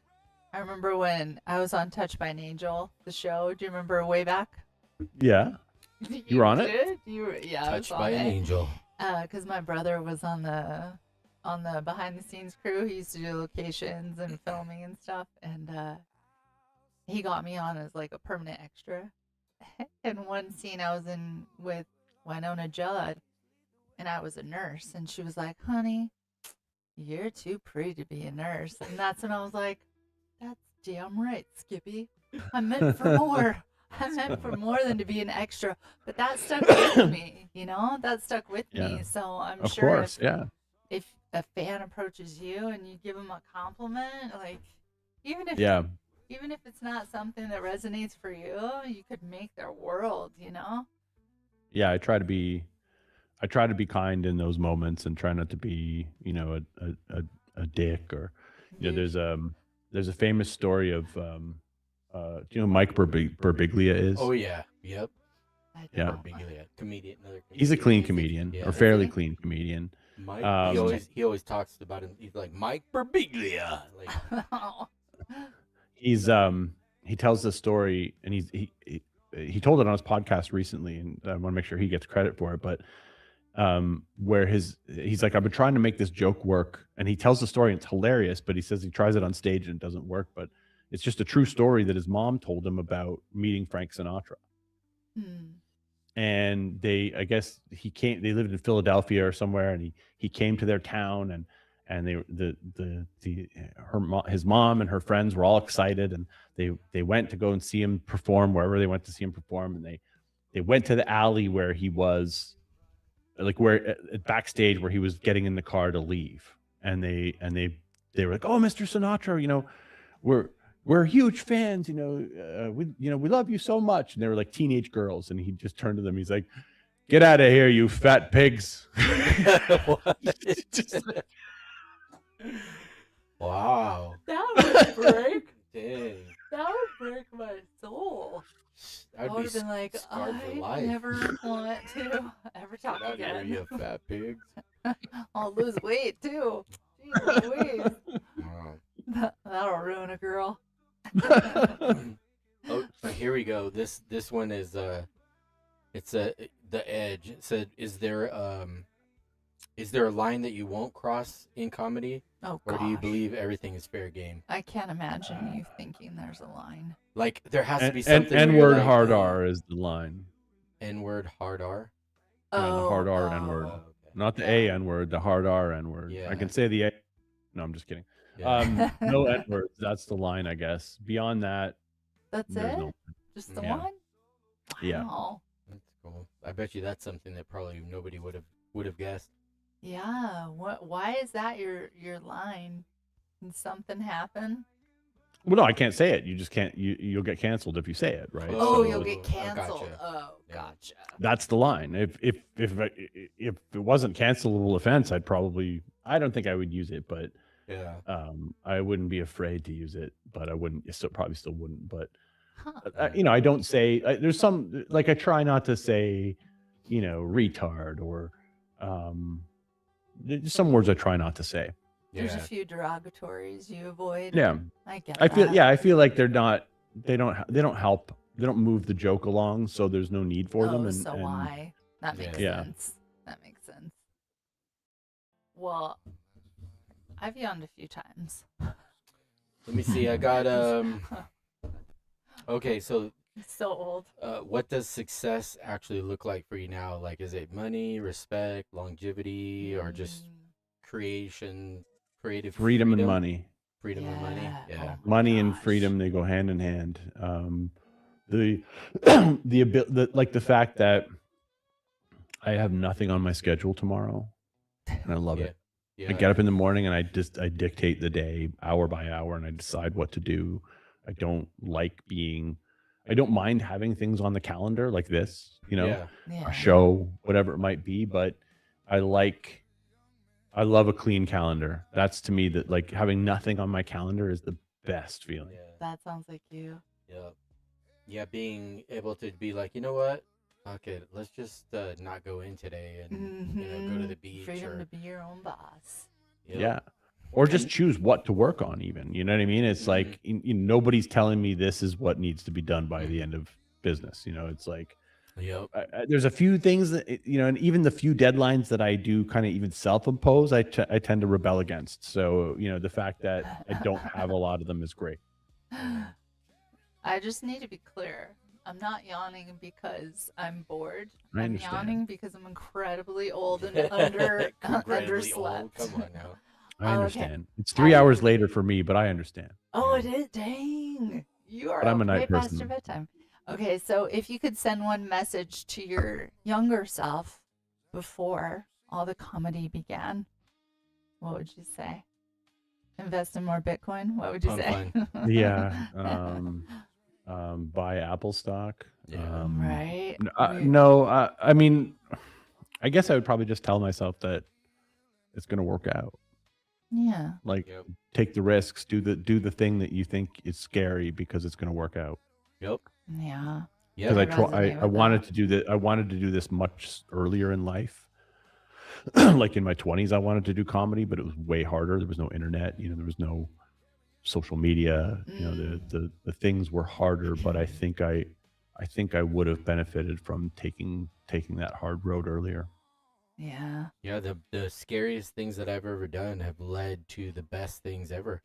Yeah. Yeah. Even with starting my brand, like leaving the government, $120,000 a year to And insurance. get insurance and pay all the stuff to start to me making sure that everything gets done and like feeding my kids and keeping the lights on. Like that was the scariest fucking thing ever, but It is scary. I would do it all over again. Yeah. Yeah.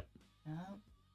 Yep. Scariest thing ever done, filed for divorce, but it led to the best thing ever.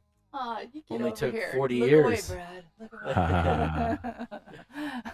It's a Yeah. good one. I like it. Divorce is never good, but it's always, the path you take after. You learn It's from a new your beginning. mistakes, Yeah. and yep. I believe everything happens for a reason. You Oh know? yeah. Agreed. Yeah. Make the best Agreed. of everything. So with that Yeah. being said, with crypto and the projects and all of that, like how do you feel about Web3 and like launching tokens and, you know, doing that kind of stuff now that you've seen how brutal the trenches are? It's messy. I hate it and I love it all at the same time. Yep.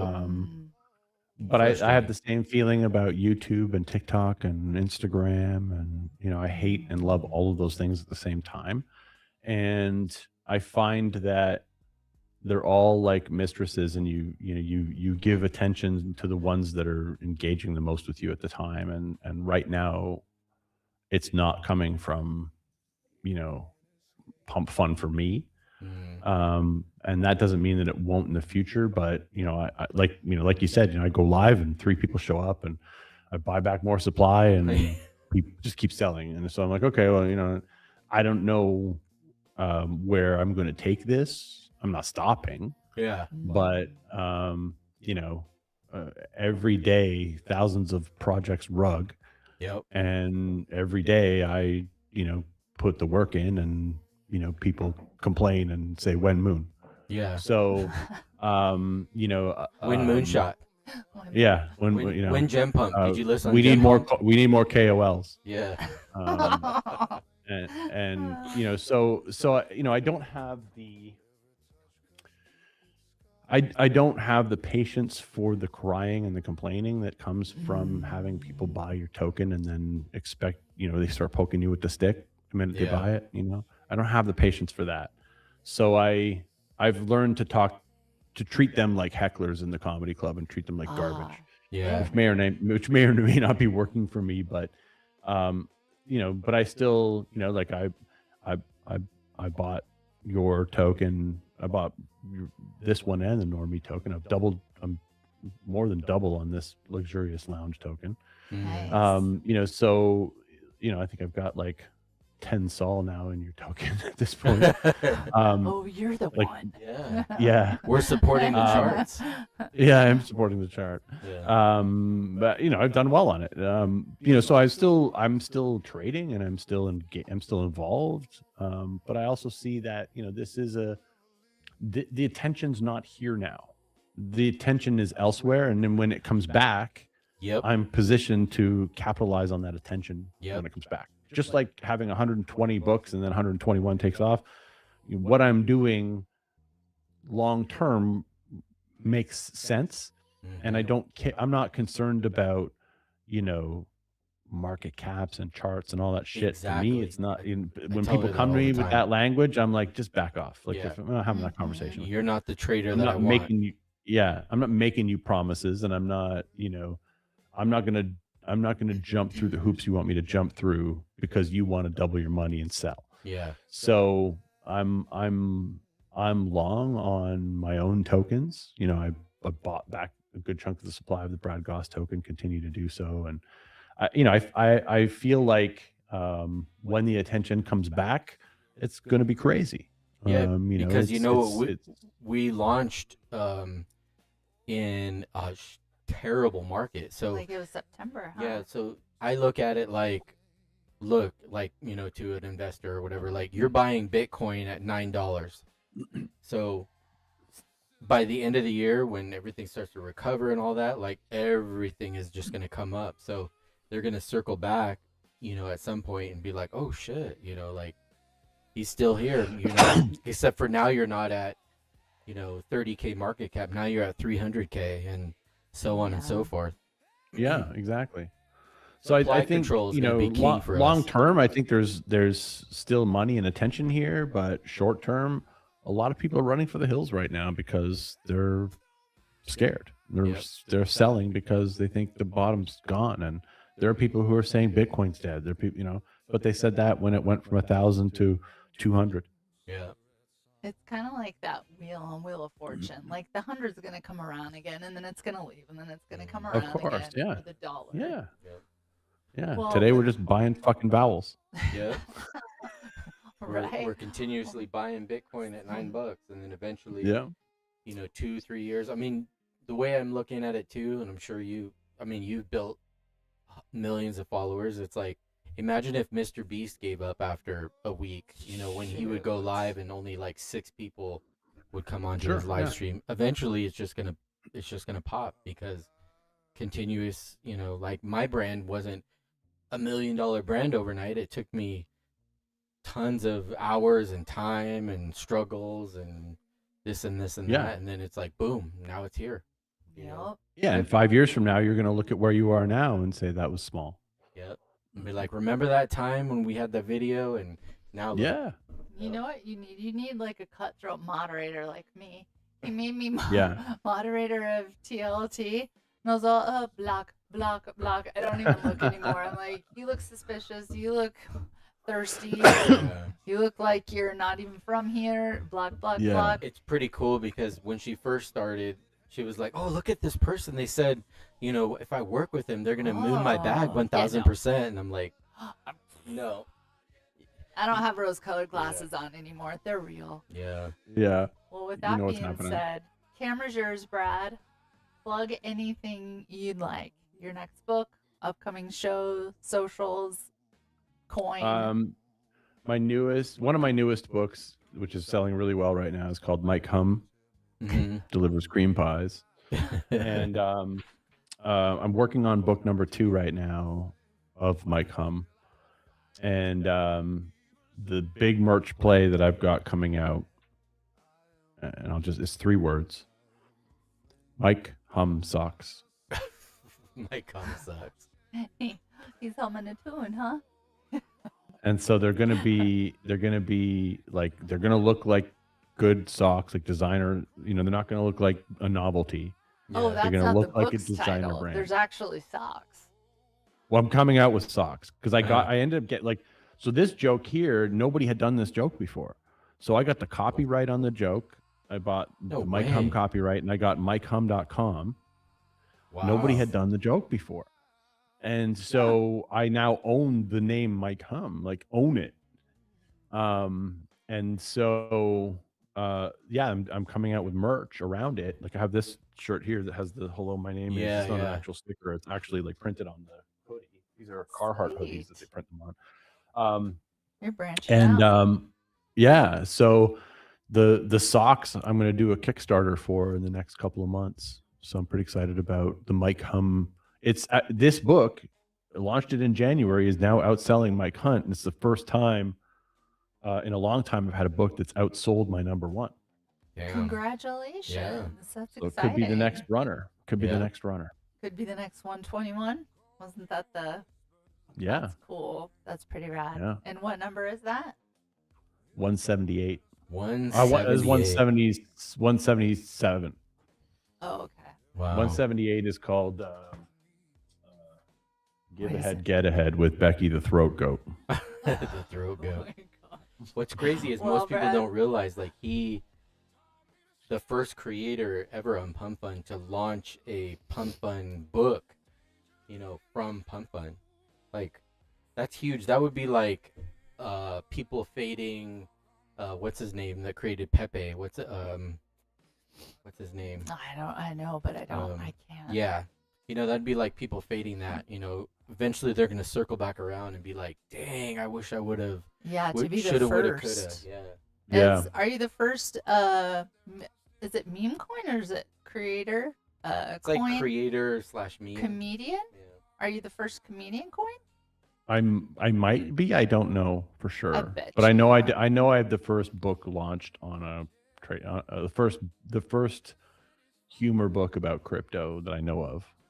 Wow. And since he has all the copyrights and all that stuff, anytime somebody, and there's a lot of them that try to launch tokens copying it, he can immediately get them shut down. So that's huge. Yeah, I have a direct line to PumpFun Legal. They've taken down over 100 tokens for me so far.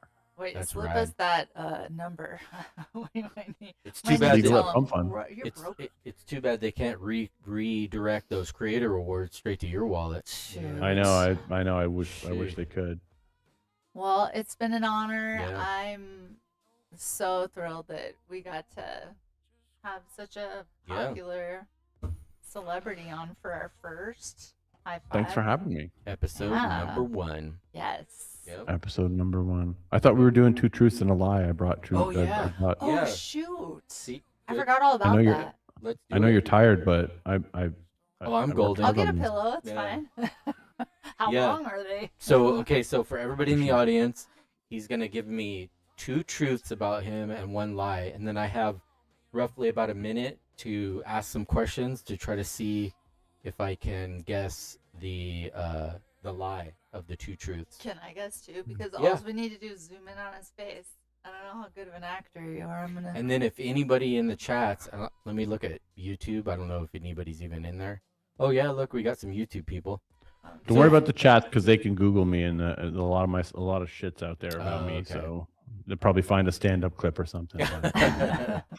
All right. Okay, Okay, so I'm gonna tell let's- you 3 things. Yep. Okay. When I was 16 years old, I was Wait, the lead singer of a pause. punk. What? He needed Sorry, to mute I Pump. You were accidentally- echoing. Oh, Okay, go ahead. oh. Go for it. When I was 16 years old, I was the lead singer of a punk band. When I was in grade 6, I was arrested for selling cocaine.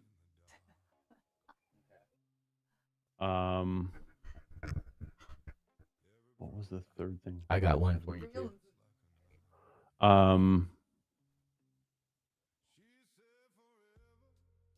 I've been to the Playboy Mansion 3 times. Okay. Thought about that one for a while.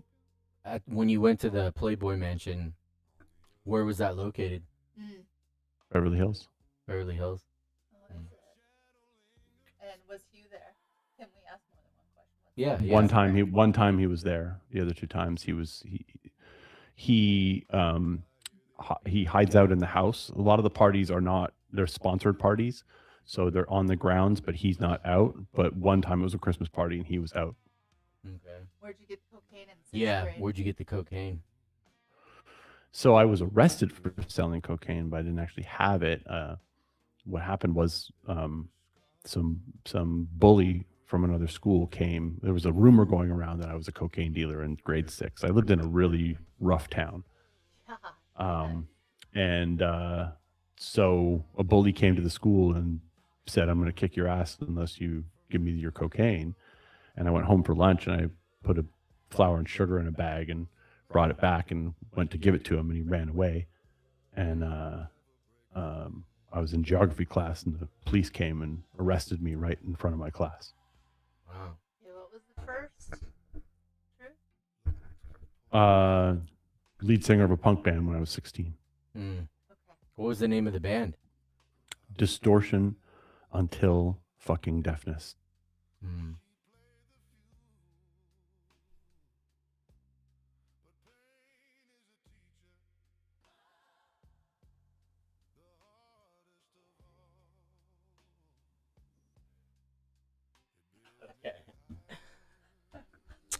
All right, I'm gonna say Don't say mine just because I said no, it. no. Me personally, I'm gonna say the punk band is false. What are you going with? I don't know. I want to say there was no cocaine in 6th grade. Because why? Because if you said you grew up in a rough neighborhood, cocaine, someone that It's a rich. I That's won't. a rich He person's told drug. me that it was a rich person's drug. So I'm just gonna call bluff on that. Okay, tell us who won. The punk band is false. I was a bass player in a punk band when I was 16, but not the lead singer. First of all, Yeah. those are wild, man. Yep. You went to the play. Yeah, tell us about the Playboy Mansion now. Like, how in the absolute hell did that happen? Right? So I used to be in the adult entertainment business Oh, years and years Okay. for 10 years of my life, and we sponsored a party at the mansion, our company, okay. for our clients. It was $250,000 to sponsor a party there, and we threw a party there, and the clients that I invited subsequently threw their own parties years later and invited me. So that's how I got Okay. 3 times. Okay. Oh. And then really cocaine? Yeah. Hey, Dude, 6th grade though, did they just take you to like juvie? Did you get booked? Like what? No, it was fake, right? So it was like, they arrested me and then they went to my locker and Okay. the cop, and I said to the cop, "There's flour and sugar in this bag." And this is a funny story. So in grade 6, right? This is like Miami Vice. That was what was on TV at the time. Okay. And so I say to the cop, I'm fucking 11 years old. Okay. I say to the cop, Yeah. "Taste it." Taste And it. he's like, "We don't do that. We send it to a lab, you fucking idiot," and they literally pulled me out of geography class and they searched my locker and then right after they searched my locker, the bell rings and all the kids are changing classes and this cop is perp walking me down the hallway with a fucking bag of cocaine, and I went from nerdy kid to like complete badass. I was gonna say you probably got reputation. baller status like The street cred was Off the insane. charts. Yeah. Is that why you did insane. it? That's why you did it, didn't you, Brad? I didn't know. I had no idea this was going to happen. I literally, this bully, I'll never forget. His name was Link Bellardo. Such a weird name. Link Bellardo. Link? Link was his name. Yeah. And he was roughing me up on the playground and he was like, give it to me. And I went home and I made this bag because I watched Miami Vice. I knew what cocaine looked like. I brought a Ziploc bag full of fucking white powder. And he didn't know what to do when I went to hand it to him. He freaked out and he went and told the principal. He wasn't as badass as he thought he was. Wow. And then I got arrested. And then the funny thing is that, and I still give my parents shit for this because everybody, like nobody said to me, that was a really smart way to not get beat up, which is what I would have said to my kids. I would have said that to my kids. And my parents were like, well, if you rob a bank with a fake gun, it's still armed robbery. And I'm like, that's not the same. These metaphors don't fit. Fuck you. They did the best they could in the 80s. Yeah, exactly. And so that actually happened to me. And it's one of the weirdest things that happened to me as a kid. Wow. Damn, you got me because you had a very like good name for that band. You're quick. Well, I was in a band. I was a bass player in a punk band, so that's true. I just changed one detail so that I could tell the lie more effectively. Not the lead singer. Aren't you smart? That's the best way to tell a lie is to change one detail and leave everything else in place so that everything else fits. Stop! Don't get any ideas. We don't lie. I got. Okay, so I got 3. I'm gonna put it back at you. So when I was in junior high, I was playing kickball, with the red rubber balls, and somebody playing. I think I forget what grade it was in, 3rd or 4th or 5th, kicked it over into the field, into the shrubs or whatever, and I went over there and picked it out of the shrubs, and there was a guy there, like sleeping in the shrubs. And come to find out that it was a homeless guy and he was dead. We didn't find out until afterwards. Then another time, 4th grade, I got in trouble for I was trying to sell a big bag of weed to just anybody. And somebody narked on me or told on me, and I got to the principal's office, and they called my parents and all that, and where'd you get the drugs? I'm like, oh, I'm from my stepdad because he grows marijuana.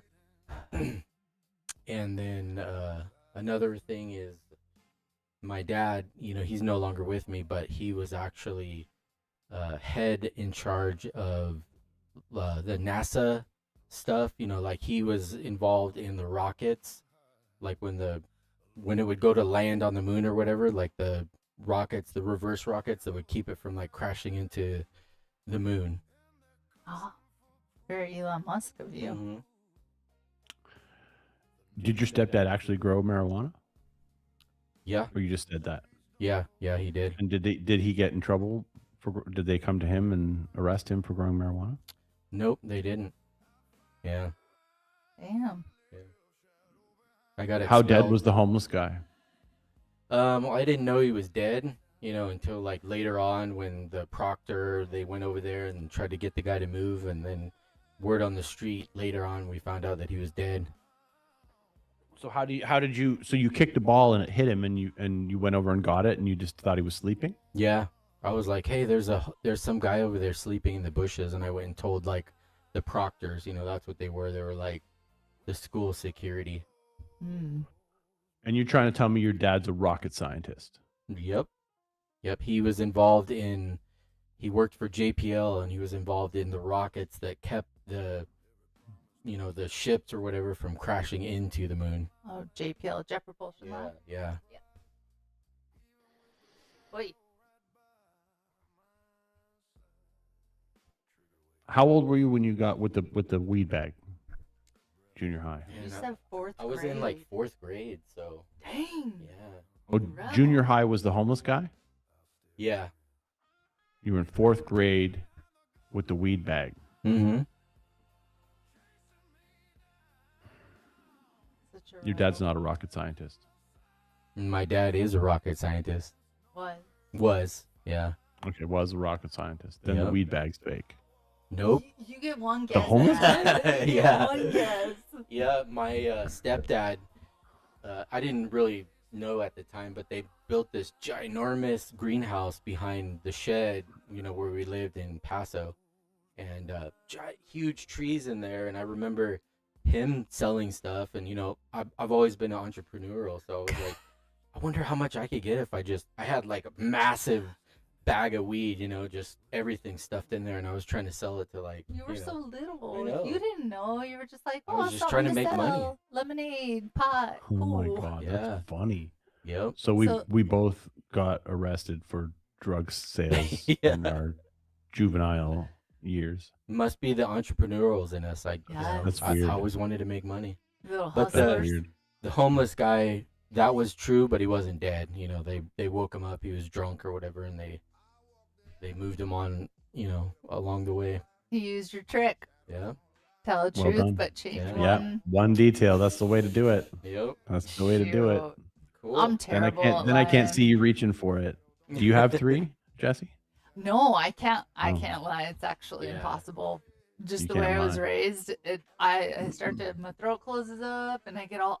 Oh, really? That's PTSD. That's fine. Interesting. Interesting. It's all about being a professional liar on stage, I so I'm kind of guess. used to it. But Yeah. No shade. No shade. I get it. Well, thanks, Brad. Yeah, It's thank been you. Thanks for having me. fun. Yeah. This is. Man, this is gonna be hard to beat. Better have some ballers coming in. I got Yeah. another guest that hit me up already from PumpFun.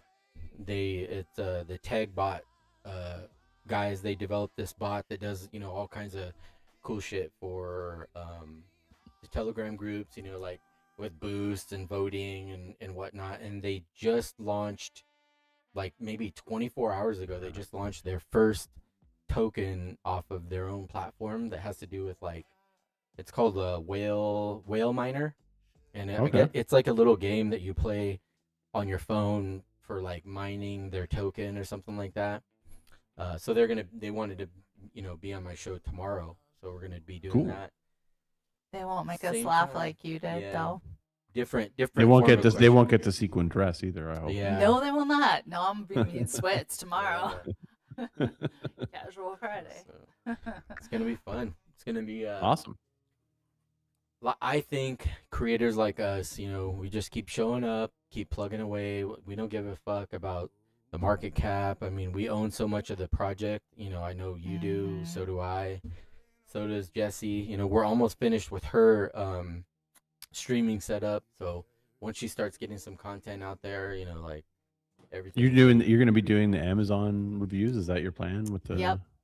Hot or Amazon Not? reviews, plus I'm doing my podcast on the side, but that won't make any dough. That's just for my heart project.